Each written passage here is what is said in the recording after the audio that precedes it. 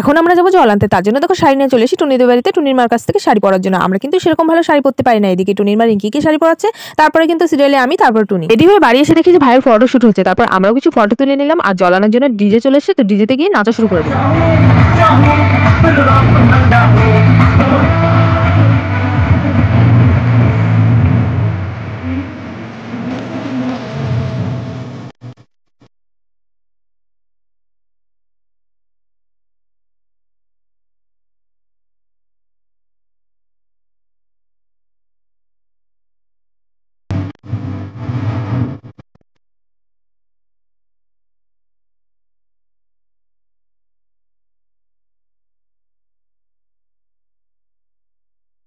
সবাই মিলে একটু নাচানাচি করার পর এখন বেরিয়ে যাচ্ছি জল ভরার জন্য। তো আমি নিয়েছি কলসি আর টুনির মা নিয়েছে বরণ ডালা। এইদিকে সবাই মিলে দেখো হলুদ শাড়ি পরে চলে এসেছে, আর আমি হচ্ছে কালো শাড়ি পরেছি। তো ভাবলাম সব বিয়েতে যেহেতু হলুদ শাড়ি পরি, এবার একটু অন্যরকম পরা যাক, তার জন্য কালো শাড়ি পরেছি। ও মা, এদিকে আমার দিদার এনার্জি দেখো, বুড়ি ঠিকঠাক মতো হাঁটতে পারে না, আবার যাচ্ছে নাতির বিয়েতে জল আনতে, তাও আবার নাচতে নাচতে। এদিকে আমার বোন আর দিদা দেখো নাচতে নাচতে যাচ্ছে, আর আমরাও দিক দিয়ে ক্যামেরা করতে করতে যাচ্ছি। জল আনতে যাবার ফাটিয়ে নাচবো না, এটা তো হতেই পারে না, তার জন্য দেখো আমরা একদম ধুম ধাক্কা নাচ দিচ্ছি। আর আমার কিন্তু এই জল আনতে যাওয়ার সময় বাজনাটা বেশি ভালো লাগে ডিজে থেকে। তোমাদের কি ভালো লাগে অবশ্যই কমেন্টে জানিও।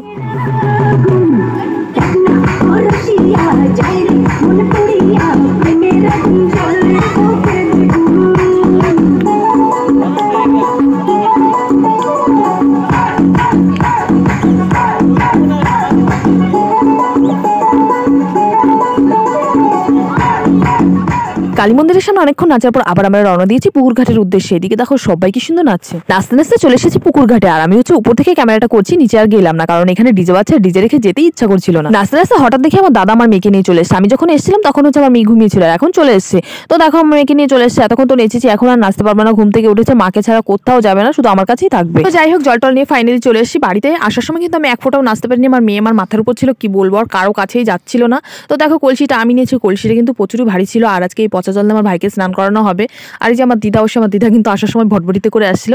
দেখো সব বৌদিরা মামিরা সবাই মিলে এক জায়গায় নিয়ে আসছে, এখানটা হচ্ছে আমার ভাইকে স্নান করানো হবে। যেহেতু বিয়ের দিন ছিল বৃহস্পতিবারের দিন হলদিন নাকি জন্মদিন, তার জন্য আর আমার ভাইকে সেদিন হলদি দেওয়া হয়নি, আগের দিন হলদি দিয়ে রেখেছি। তারপরে এই দেখো আমাদের পটলাকে পচা জল দিয়ে স্নান করিয়ে দিয়েছে। বিয়ের দিন যে কেন পচা ফুটা জল দিয়ে স্নান করায়, কলের জল দিয়ে ফ্রেশ জল দিয়ে স্নান করালে কি হয়। তো চলো আজকের ব্লগটা এখানে শেষ করে দিচ্ছি। নেক্সট পার্ট দেখার জন্য আমার পেজটাকে অবশ্যই ফলো করে রেখো, আর কেমন লাগলো তোমাদের অবশ্যই জানিও।